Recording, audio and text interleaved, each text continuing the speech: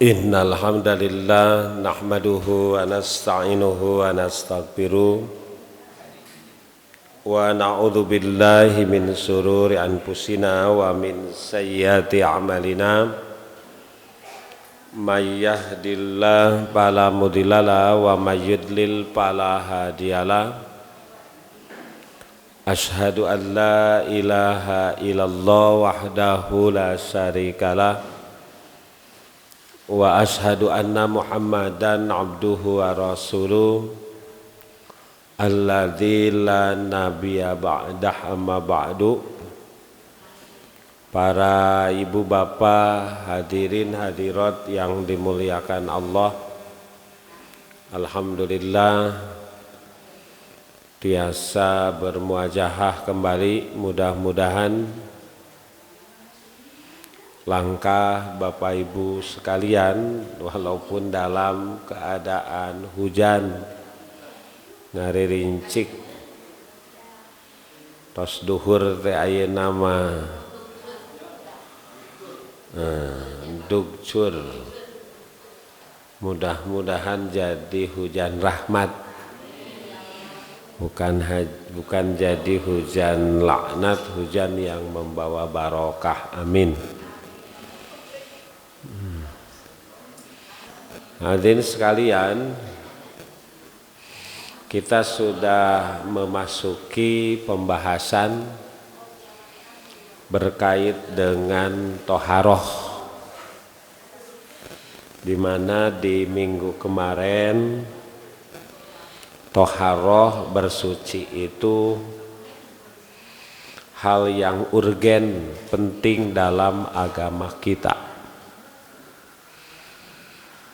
Karena agama Islam adalah agama yang suci, baik suci secara lahirnya maupun suci secara batinnya.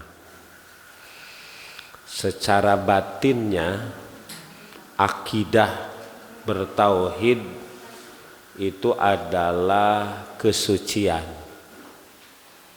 Karena kebalikan dari tauhid itu adalah musyrik, dan kemusyrikan disebut najis. Innamal musyrikuna najas, musyrik itu adalah najis.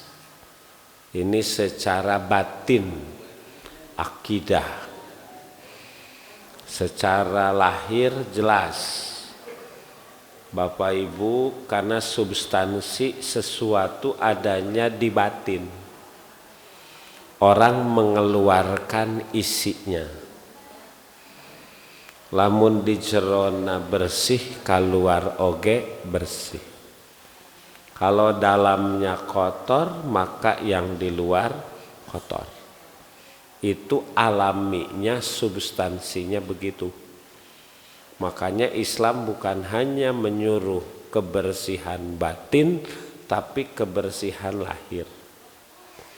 Islam bukan hanya memerintah kebersihan lahir, tapi juga kebersihan batin.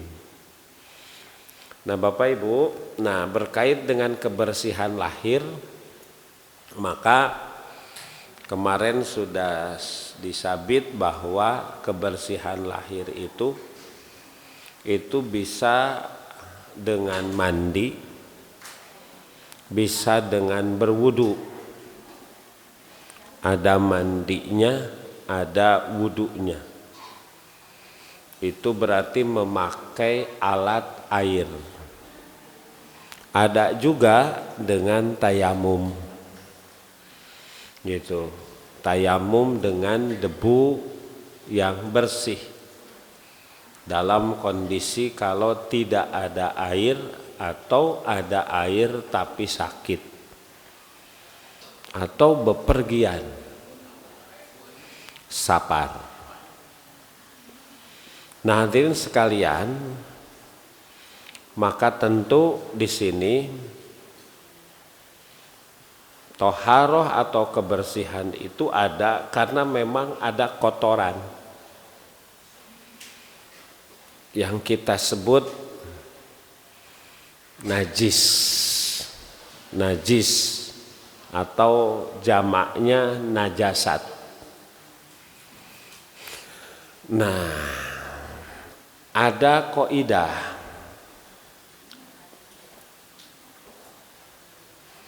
Jadi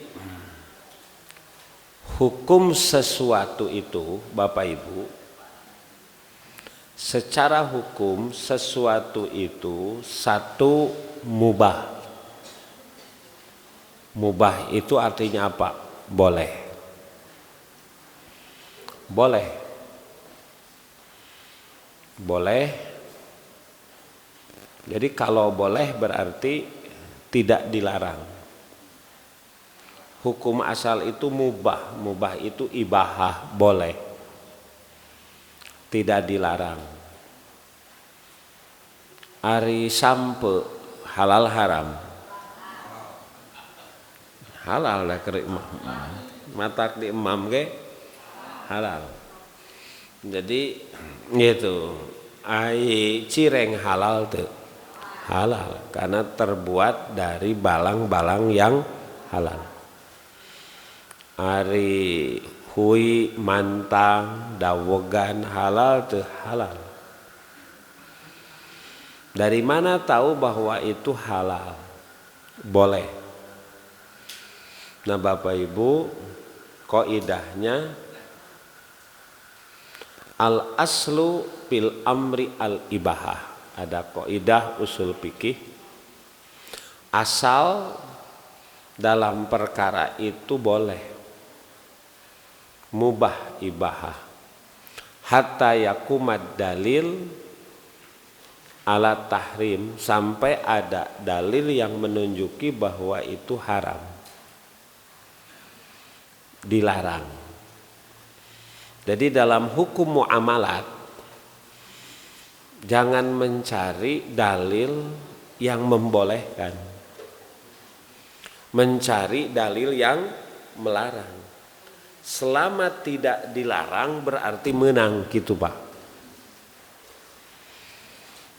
Sebab kalau harus mencari dalil yang membolehkan, apalagi memerintah, maka seueur nanti perkara nepikeun ka orai, jangan belut puluhan, hatta yalijal jamalu pisamil hiyat, sampai unta masuk ke liang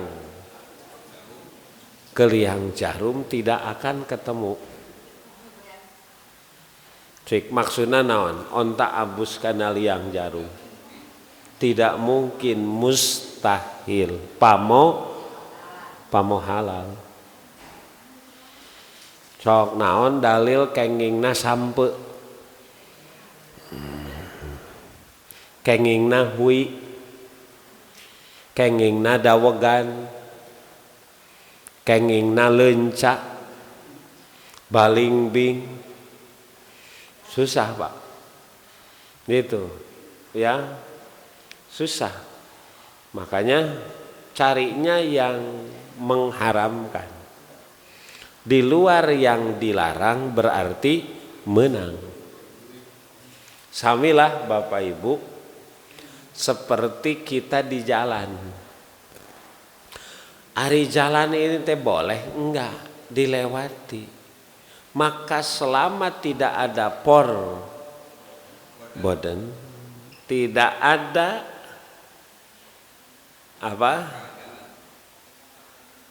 rambu jalan yang melarang berarti boleh. Iya kan begitu? Gitu.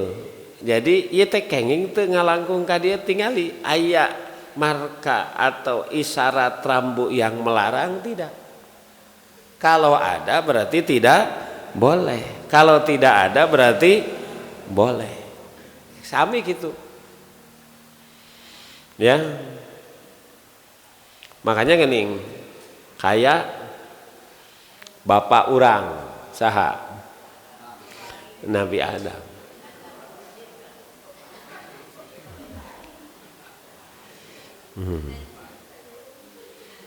Bapak aing mah budakna bapak urang. bapak orang wa ya adamus kun anta wa zauzukal wa kula minha rogodan wala takrobah hadihis. Nah pohon yang ini mah tidak boleh. Pohon yang ini.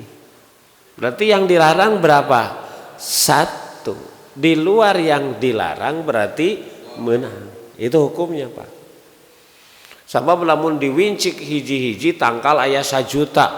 Ieu kenging, ieu kenging. Itu. Hebat Pak agama mah, mudah dipahami teh begitu. Iya. Larangan sesuatu berarti kebolehan kebalikannya. Kebolehan sebaliknya. Nah, sami Pak. Makanya hukum asal itu sesuatu itu satu mubah. Yang kedua suci. Mubah itu tadi apa? Boleh. Yang kedua suci. Nah, bagi orang yang menganggap bahwa sesuatu itu dilarang atau najis, maka dia harus menunjuki dalilnya. Gitu. Ya, mana dalil nu ngalarangna? Gitu. Tadi ini teh boleh jalan atau dilarang. Selama tidak ada rambu yang melarang, forbidden berarti boleh. Sami Pak. Jadi hukum asal dalam agama sesuatu itu satu mubah, yang kedua suci. Bagi siapa yang menganggap bahwa sesuatu itu tidak boleh atau najis, maka dia harus mendatangkan dalil. Oleh karena itu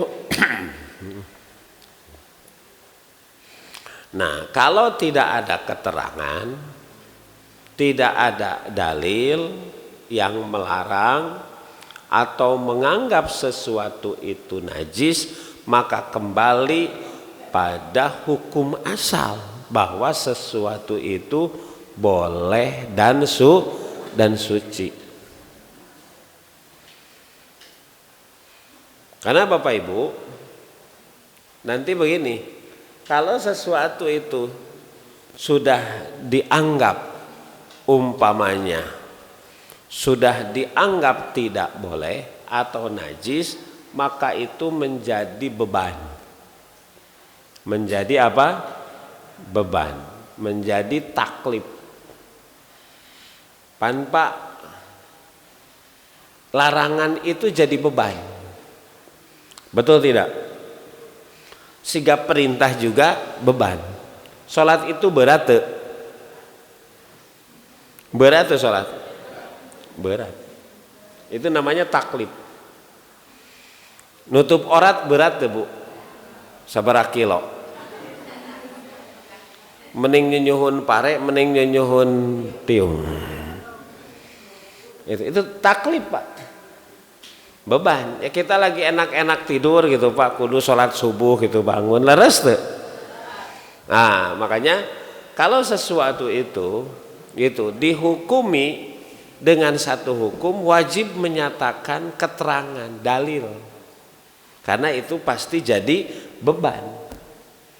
Siga boleh atau tidak boleh. Nah, dalam hal ini umpamanya nggak boleh, itu bisa jadi beban. Gitu. Nah itu Pak, ya dasarnya.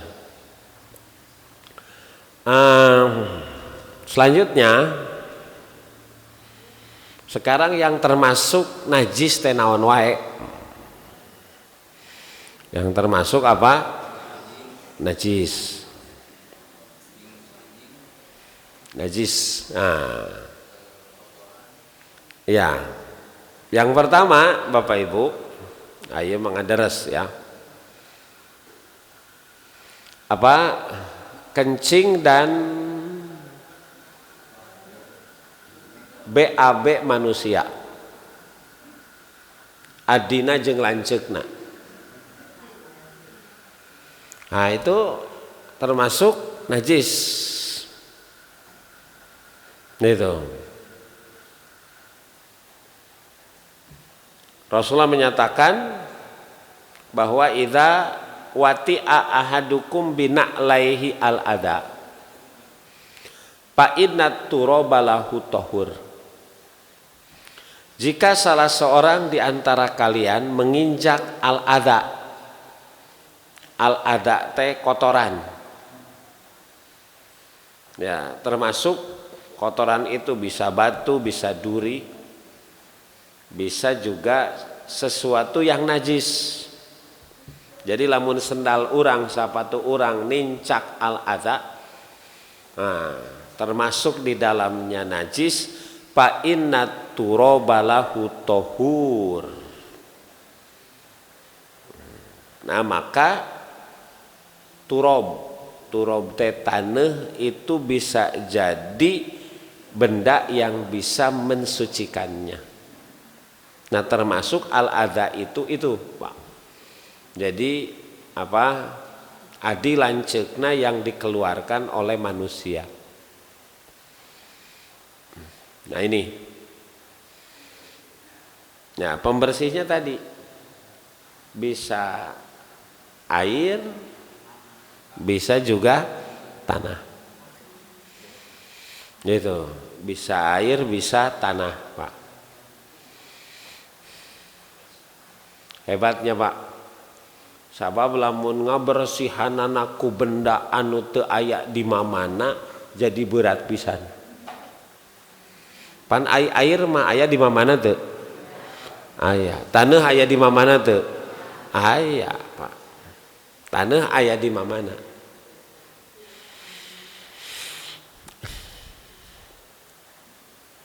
Apa bedanya najis dan kotor? Ari setiap najis pasti kotor, tapi setiap kotor najis. Ari tanah najis kotor, kotor. Lamun bade sholat, Pak kaleresan hujan nganggo sendal capit, gitu ngepret, leres teu karena lancingan sah teu dianggo sholat, sah sabab eta mah kotor. Secara hukum kenging teu make acuk nu kotor dianggo ibadah.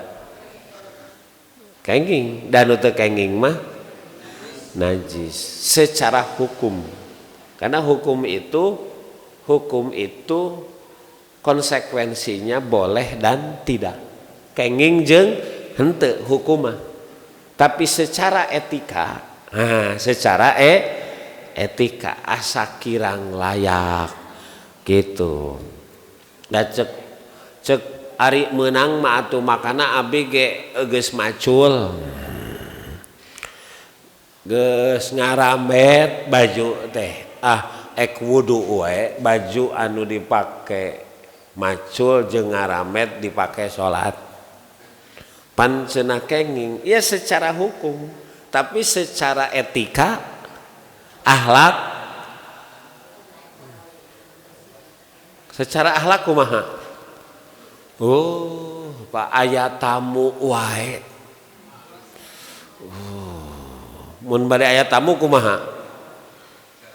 Oh, tempatna, suguhna, anggoan urangna. Komo lamun bade angkat keluar, Pak. Sagala pelkeun. Ieu ek salat, ek menghadap Allah, pakaianana kotor. Sebab dengan alasan secara hukum boleh. Iya boleh, tapi tidak beretika, tidak berakhlak. Jadi kalau hukum itu kan memang kaku, boleh dan tidak. Tapi dalam hidup kan kita bukan robot. Ada estetika. Asa kurang mantes atuh. Ya, itu. Kedatangan tamu atau ek namu tepung jeung bupati make baju tidur. Itu cara hukum boleh nggak? boleh saja, tapi secara etika komo ngahajakeun kecuali kotornya dalam kondisi darurat. Ari masih tiasa digentos mah atuh ibak heula, disabun heula, disampo terus gentos acukna kudu bersih. Nah ini Pak Bu ya, jadi dalam hidup bukan hanya bicara hukum tapi juga bicara akhlak, etika gitu. Sok ibu umpamanya acukna warna naon Bu? Pink, tiungna pink kan gitu. Itu tasna pink. Tiungna koneng, acukna beureum, kahandap hejo. Siapa yang melarang, Pak? Tapi jadi saleserian sih, emang teu aya deui kumaha caranya. Kayak gitu Pak. Gitu.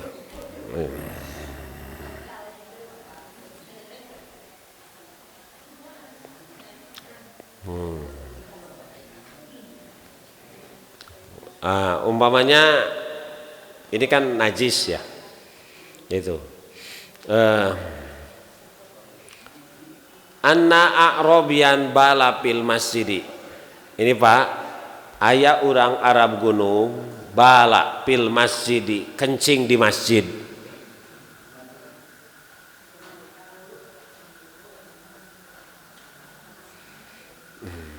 Maka faqoma ilaihi ba'dul qaum faqala Rasulullah. Maka sebagian kaum sahabat itu berdiri, kemudian menghardik na teu boga cedok sia kiih di masjid. Pak kunaon? Sabab di zaman Nabi pada saat itu masjid itu sederhana, beratapkan langit, beralaskan bumi, hanya dipisahkan oleh batas pelapa korma gitu. Yang mun bahasa urang waduh punten manawi teh kandang onta. Jadi wah Pak nggak sehebat sekarang. Itu komo meureun ari urang kampung mah tara piknik. Jadi nggak tahu perkembangan bangunan ieu teh masjid. Makanya datang ke masjid pabala fil masjid, kiih di masjid. Wah dicararekan Pak. Maka dakhu kata Nabi, biarkan antep cenah. Wala tajrimuhu kade cenah. Ulah digebah karunya keur kiih. Cok mulamun kababayan kumaha.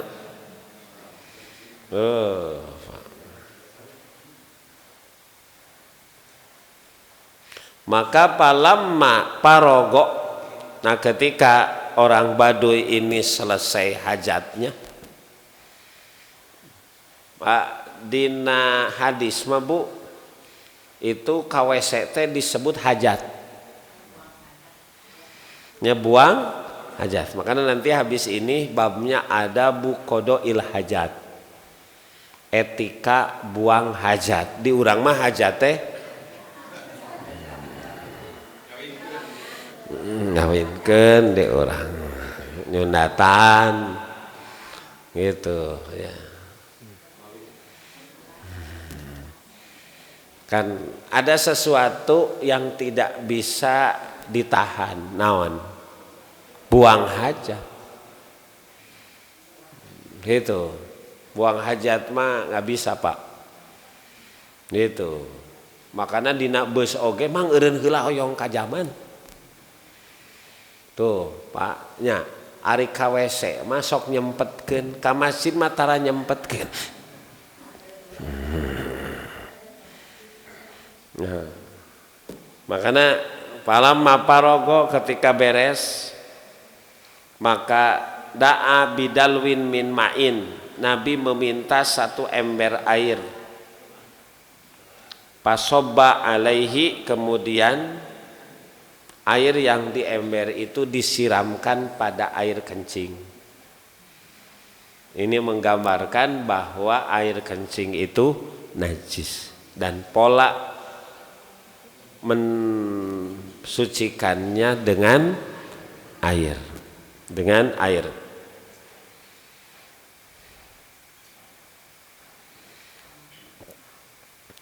Nah kemudian Bapak Ibu, termasuk najis itu ada yang disebut wadi.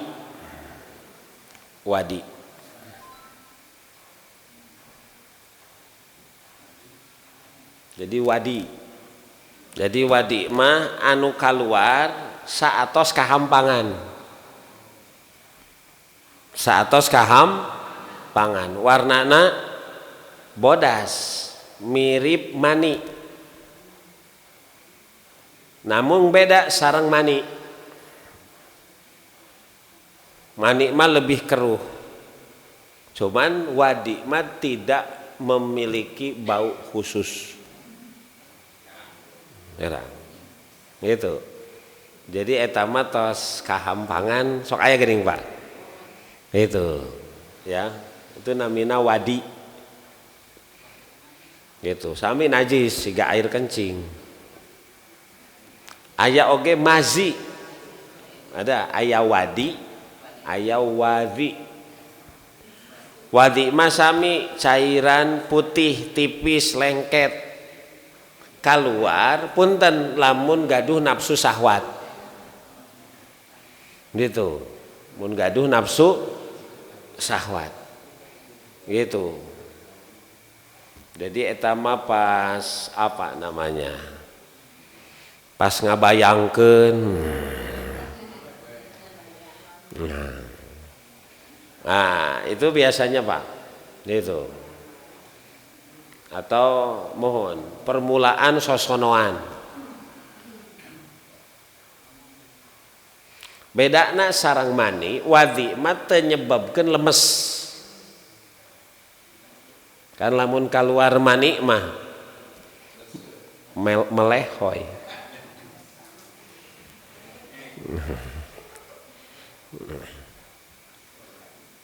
Pak, jadi kalau di pelajaran sekolah yang begini masuknya pelajaran seksiologi itu. Padahal di agama mah ini teh bukan porno. Leres teh.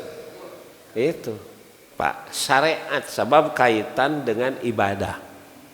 Yang harus suci sehingga kita mengenal mana hal-hal yang membuat badan kita kena najis. Itu. Kan lamun keluar mani mah beda jadi leles gitu. Kecuali kemarin Nabi Sulaiman nu istrina 100 sapeuting ge sosonoan. Sapeuting 100 Pak kuat. 100 istri. Ya Allah. Urang tiasa kitu, tiasa Pak lamun Bapak abus surga. Mun Bapak abus ka surga kakuatan anak eta siga Nabi Sulaiman. Gitu. Tapi lamun teu abus surga mah rugi Pak, ngan kahayang aya ka eueuh-eueuh beuki kalau. Nah. Jadi pakai obat. Nah ini Pak. Jadi madhi mah teu nyababkeun leuleus. Nah, istri pamegat sama-sama punya madhi. Nah ieu para wargi sadayana hukumna najis, makana alat vital kudu dibersihan. Itu umpamanya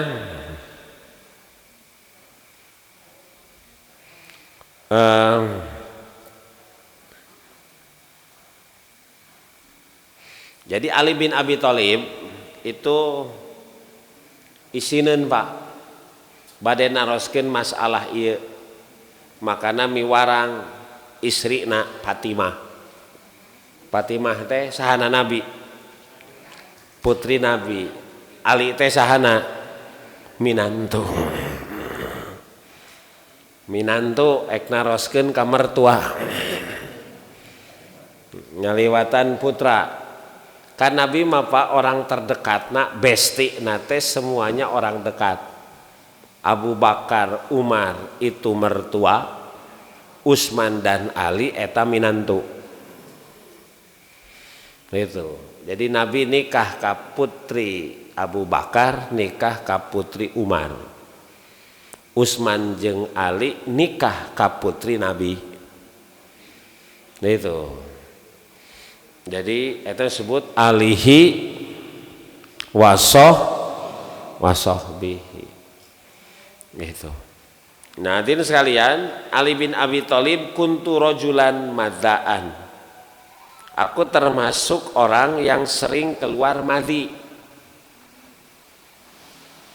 Wa kuntu astahyi an as'ala Nabiyya sallallahu, tapi aku malu untuk menanyakan hal ini kepada Nabi. Kenapa? Dikarenakan likmakani nibnatihi, karena kedudukan anaknya Fatimah yang menjadi istri saya. Isin piraku minantu nanya kami toha urusan sensitif kan itu. Gitu. Nah, Pak Amartul Miqdad bil Aswad. Nah, saya menyuruh Miqdad bin Aswad untuk menanyakan. Makanya kata Nabi, oh ya padahal masa ketan kene Ali jeung Miqdad mah. Tapi memang hidup mah begitu Bu. Jadi kita perlu bantuan orang namina teh dina agama tawasul. Itu ya, maka kata Nabi yang tasilu zakarohu, nah itu ya, bersihan cuci zakarnya alat vital wayatawaddo, kemudian wudu, wudu.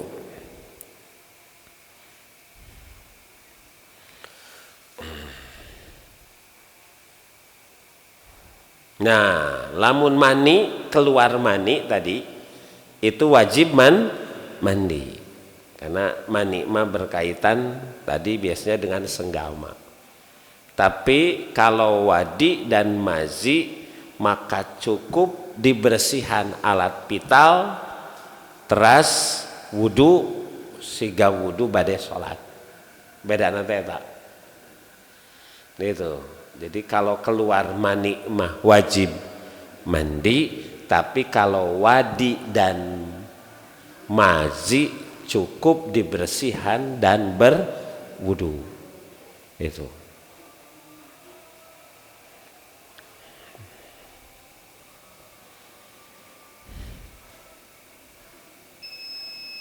Nah, kemudian Bapak Ibu,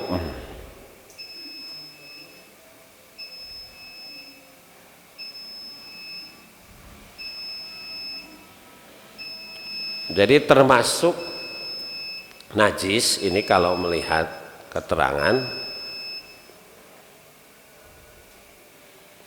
itu kotoran-kotoran hewan anu dagingna teu halal. Dagingna teu halal maka kotoranna nage najis. Nah, ini ada hadis arodan nabiyyu ayatabarroza, Nabi bermaksud bersuci setelah buang hajat. Maka kata Nabi, carikanlah 3 buah batu untukku. Iktini bisalah sati ahjar. Cik cenah pangmilariankeun 3 batu. Pawajadtu lahu hajaroini. Maka saya hanya mendapati 2 batu. Dan warawsati himarin, dan kotoran keledai. Rawas, Bu. Rawas teh disebut bisa. Jadi orang marawas teh naon. Ya di Arab mah kotoran hewan anu geus garing namina teh rawas.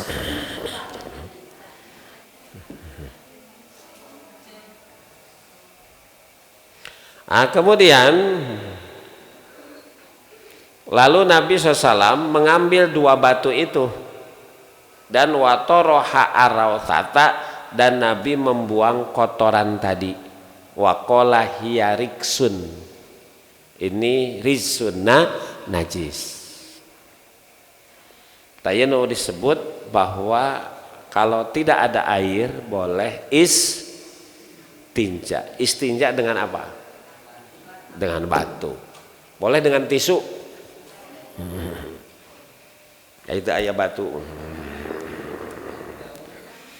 Kan kita mah ada tisu basah.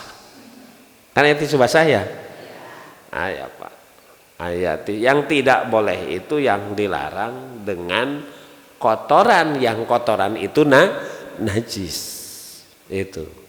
Maknya ngabersihan kotoran ku kotoran gitu ya, jadi bukan bersih malah kotor. Nah, kalebat ibu darah head, darah head.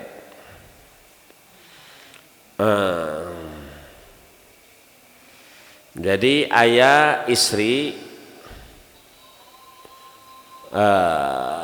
yang bajunya terkena darah head. Rasul, salah seorang di antara kami yusibu thawbaha min damil haidoti kaipatas naubih. Di antara kami ada yang bajunya kena darah head. Gitu. Ya. Kedah kumaha, apa yang mesti kami lakukan? Maka kata Nabi, takutuhu, gosok, thumma takrosuhu, kemudian keringkan. Ya, jadi gosok terus kerik, sanes keringkan. Kerik berarti ieu teh parantos garing. Kemudian bilma'i, lalu celupkan ke dalam air atau perciki air gitu ya. Jadi dibersihan, dikerik, terus digosok nganggo cai. Nu mana eta kain nu kena darah head. Tsumma tusolli fihi, kalau sudah bersih boleh sholat. Gitu. Jadi cukup kalau dikerik itu tidak mesti seluruh bajunya, karena yang terkena najis. Yang terkena najis. Ini menggambarkan bahwa darah haid itu adalah najis. Gitu ya. Makanya tidak boleh para suami mendekati istri dalam keadaan haid gitu sampai dia suci, sampai dia suci ya, suci.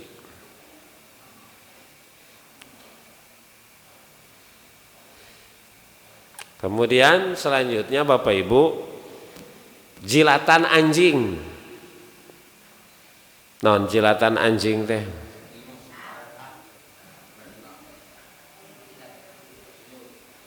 Ya. Ingus. Ingus bebengus.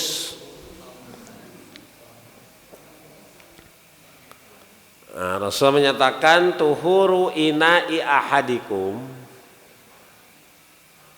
bersihnya bejana salah seorang di antara kalian, idza walagopihil kalbu, lamun diletak ku anjing, dijilat ku anjing, ayag silahu, mesti dicuci sab'amarat, dengan 7, dicuci berapa kali? 7 marot kali.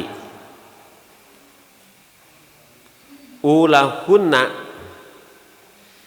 Nah, ini yang pertama biturob, memakai tanah. Memakai tanah.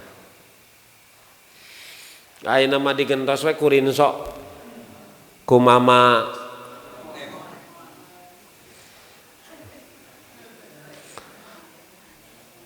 kunaon Nabi teku mama lemon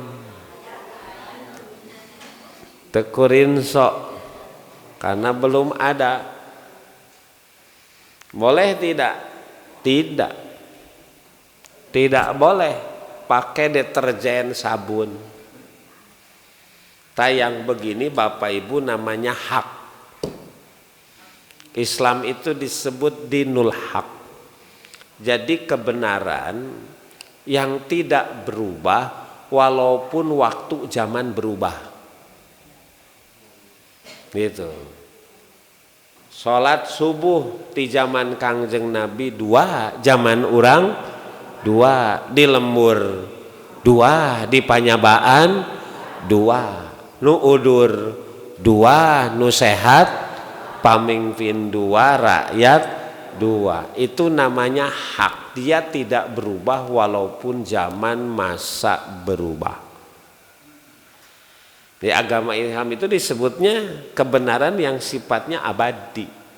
Nah demikian ini, walaupun zaman sudah berubah, alat cuci juga banyak, gitu Pak. Ya, tetap we kuduku tanah, gitu, kuduku tanah, gitu. Tiasa terakhir, lamun terakhir mah tuh jadi.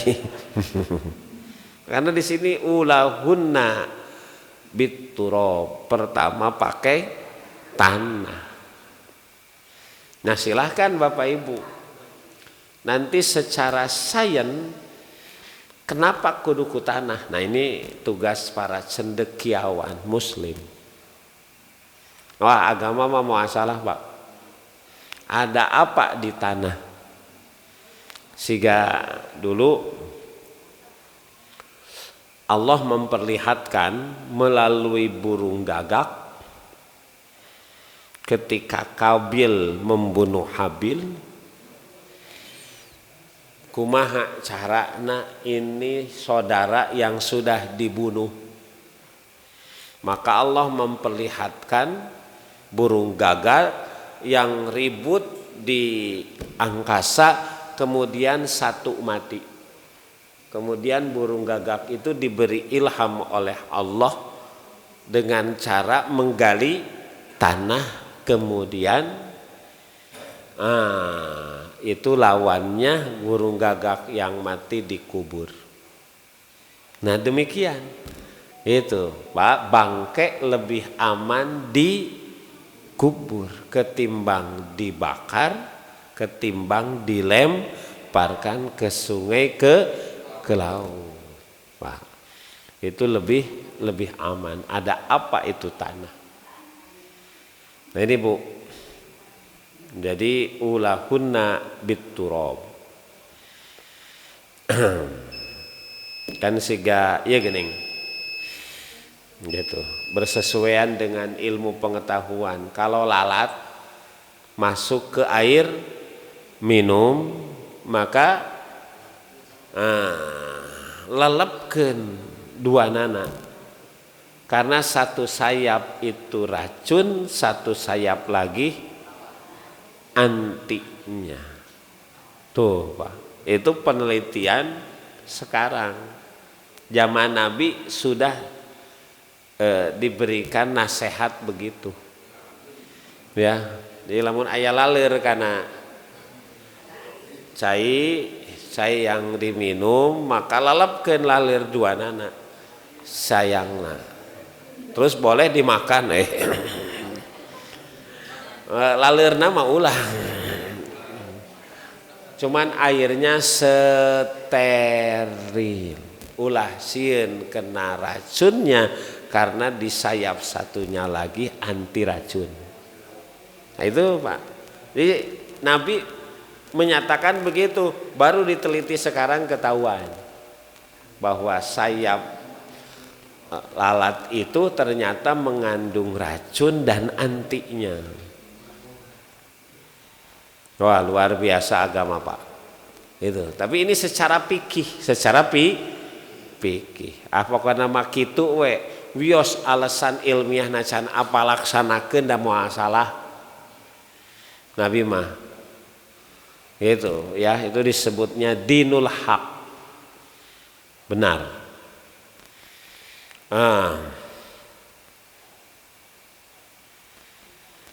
Kemudian bangkai hewan yang mati tanpa proses penyembelihan secara syar'i itu juga najis. Itu.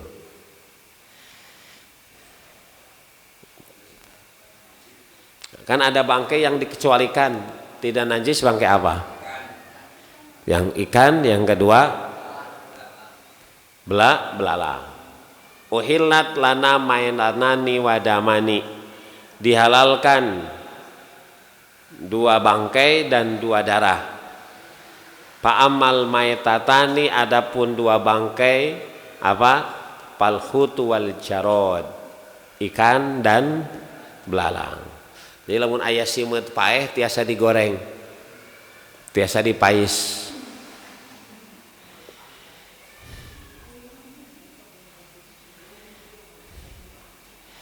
Wa ammad damani, adapun darah hati dan limpa.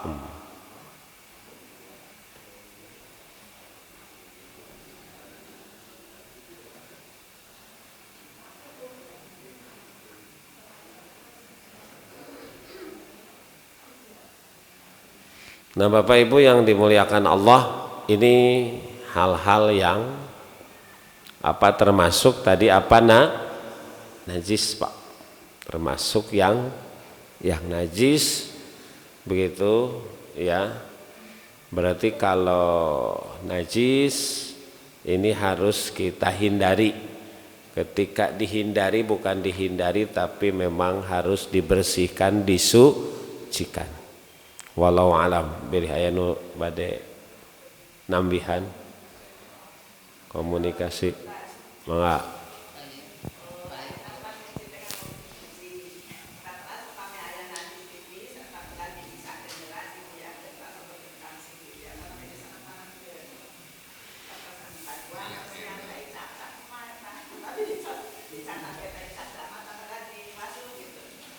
Kebersihan. Nah ya kan pertanyaan, kalau dengan mesin cuci itu kan biasanya dengan pakaian lainnya Bu, leresnya dengan pakaian lain gitu ya kan. Yang pasti itu kalau dengan mesin cuci dipastikan bisa membersihkan najis. Tapi yang kedua, apakah najis itu justru jadi keluar dan nanti juga bercampur dengan pakaian yang lain gitu. Karena kita susah memastikan, maka bagusnya sebagai bentuk kehati-hatiannya bagus nama dipisahkan terlebih dahulu gitu. Pakaian kain yang terkena najisnya dibersihan heula, sehingga nanti masuk ke mesin cuci itu yang kita anggap kotor secara umum, kotornya secara itu lebih menentramkan. Kan dina agama mah harus tentram Pak. Gitu, walaupun itu jadi kerja 2 kali. Cuman kan mungkin kalau yang tidak punya anak kecil atau orang yang memang sakit parah nggak bisa apa-apa, paling itu sifatnya kecil saja. Bahwa kalaupun sekarang anak kan pakai pempes, jadi lebih. Jadi kalaupun terkena kain itu pasti tidak terlalu banyak. Itu sehingga kalau kita bersihkan terlebih dahulu juga sebetulnya tidak terlalu berat. Jadi ikhtiat kehati-hatian meningkatnya digosok heula sebelum disatukan. Yang kedua non Bu? Tai cak cikaracak.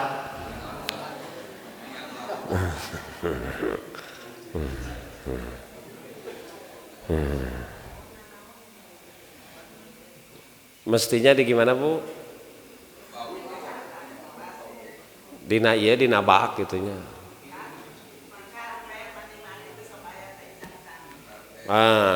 Ai taicak cak termasuk najis atau tidak? Taicak cak termasuk najis atau tidak? Itu. Nah ini konon Bapak Ibu ya. Dinyatakan bahwa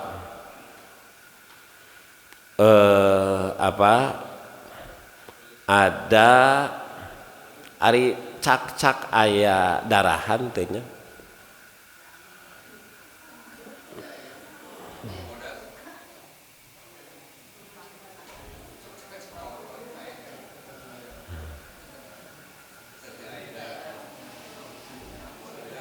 Jadi masuknya itu mah kotor kayaknya.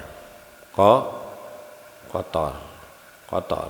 Jadi cukup diambil gitu, cukup diambil. Cuman dalam urusan ini abi mah hoyong yakin bade di lap eta mah langkung sae. Urusan begitu mah, Pak. Jadi lebih hati-hati itu walau alam mah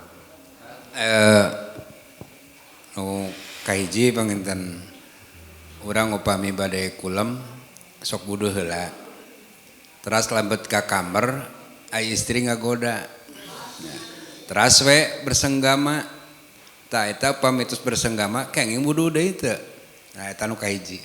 Nu kadua dina bab toharoh upami hiji rukun contohna ngumbah panangan apakah lugi kasiku atanapi tiasa lugi kalur kana kelek adieu teh bari ngumbah kelek gitu.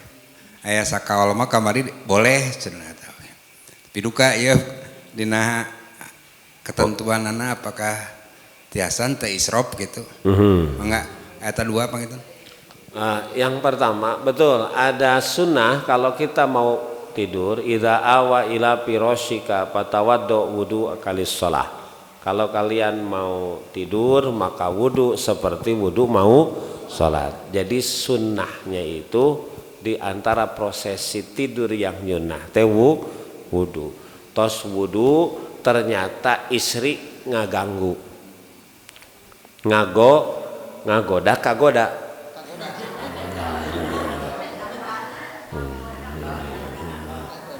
Atau duana ngagoda. Kemudian ya bersenggama lah itu. Nah habis bersenggama begitu gitu boleh tidur dalam keadaan junub boleh. Dan yang tidak boleh mah dalam keadaan junub sholat. Ek tuang, kenging, gogoleran, mangga.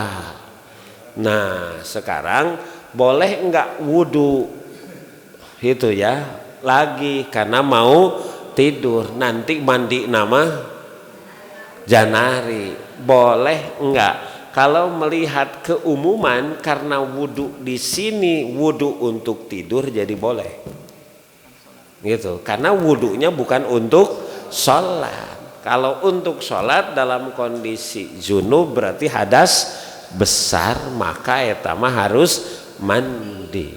Bahkan ada yang menyatakan wudu setelah senggama juga, wudu kemudian senggama kemudian wudu lagi, itu sunahnya sebelum nanti ke ronde kedua.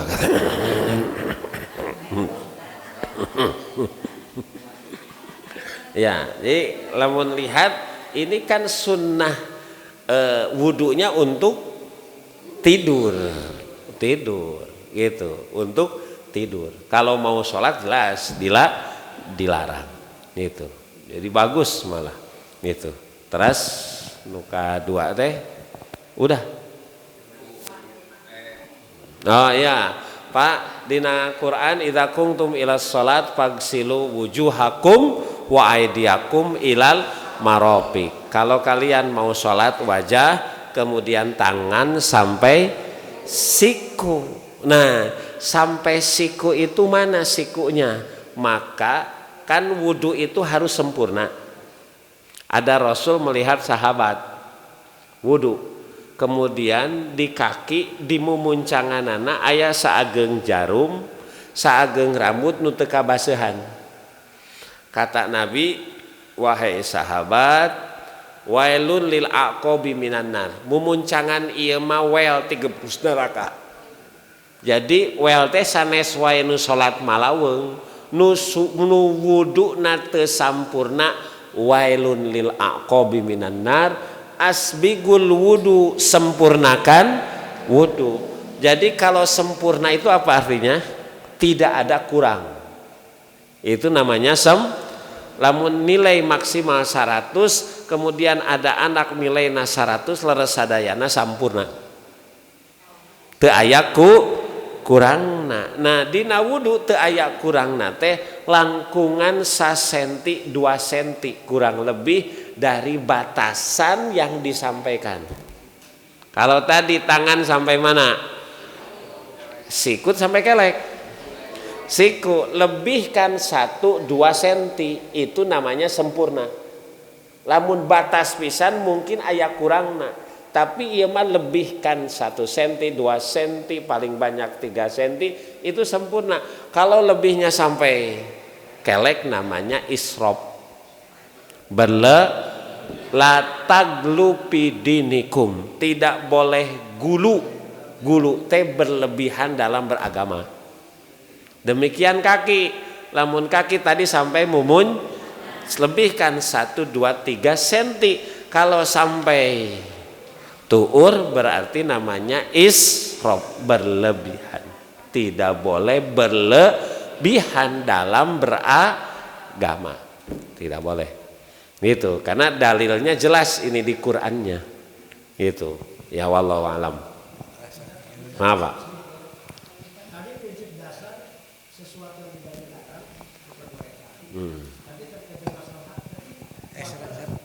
Kayak misal tadi perkara bersuci dari jilat ludah anjing, kan tidak ada larangan sabun, Ustaz. Mohon maaf tapi. Ya. Nah, kuat mana antara prinsip dasar tadi sama yang hak tadi yang Ustaz sampaikan? Prinsip dasar bahwa prinsip dasar itu kalau tidak dilarang berarti boleh. Nah, sekarang ini prinsip dasar di sini mah diperintah dengan tanah. Berarti diperintah, berarti itu sudah diperintah dengan tanah. Tapi prinsipnya kalau ini mah harus dengan tanah. Berarti di luar tanah tidak boleh. Karena nanti ada kaidah perintah sesuatu, larangan kebalikannya. Larangan sesuatu berarti perintah kebalikannya. Jadi kalau ini kan perintahnya dengan apa? Dengan tanah, berarti logika baliknya larangan kebalikannya. Di luar tanah tidak boleh, di luar tanah. Gitu. Walaupun tadi umpamanya banyak deterjen yang lebih modern, yang lebih modern. Tetep we karena ini hak itu bid turob, dan turob itu lebih banyak ketimbang deterjen. Ya kan taneuh mah di mamana oge aya gitu. Wallahu alam. Wah.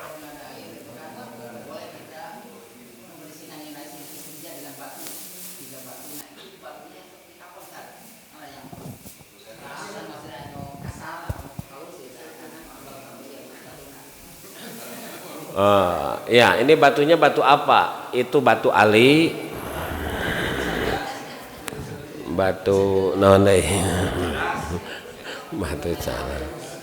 Kan ini Pak. Jadi dalam agama gini, kalau menjelaskan sesuatu maka pemahamannya itu yang hakikat. Kalau penjelasannya umum, hakikat tentang sesuatu. Ya. Lamun disebut masjid berarti hakikat masjid bangunan. Ini dia apa tadi dengan batu. Batu nu kumaha? Pak. Nah, batu ya pemahaman secara umum batu kan orang tahu, Pak. Manya batu keur ngabangun. Maksudnya batu alif itu batu yang mudah didapat. Nah seperti itu kalau orang mau lempar jumroh ya Pak Haji ya, kan dicari berapa batu? 7 batu naonnya ya teh. Udah pemahaman umum nu disebut batu aja yang mudah didapatkan. Berarti itu yang kecil, masa ageng kieu hiji 2 3. Kumaha Pak Ustad abdi mah hiji we tapi agung. Ieu tempelkeun ka dieu, ieu ka dieu, terus ieu mah belah harupna, ieu mah tukangna, ieu mah gigir. Ya bisa saja secara hukum karena tidak, tapi kan berat Pak. Laras tuh kudu dua panangan, tapi nu alit mah kenapa? Gitu harus 3, berarti batunya batu yang kecil. Jadi agama mah gampang Pak. Gitu. Kata Rasulullah, punten, kata Quran, jangan bertanya tentang sesuatu kalau dijawab menjadi susah. Tos we paham batu we tos we. Kayak kedah batu nu ngalakna ti begitu. Kan di mana-mana batu. Terakhir, mangga.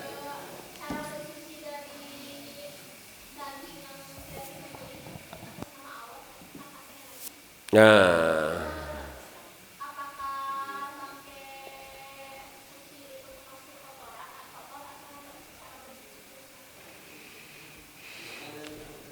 kalau bangke ya kalau bersucinya itu tidak ada keterangan berarti umum. Kalau tidak ada keterangan berarti umum. Kembali ke dalil umum. Itu. Ya, kecuali kalau gini, ada bangke kulit, umpamanya sapi paeh. Kenging teu dagingna.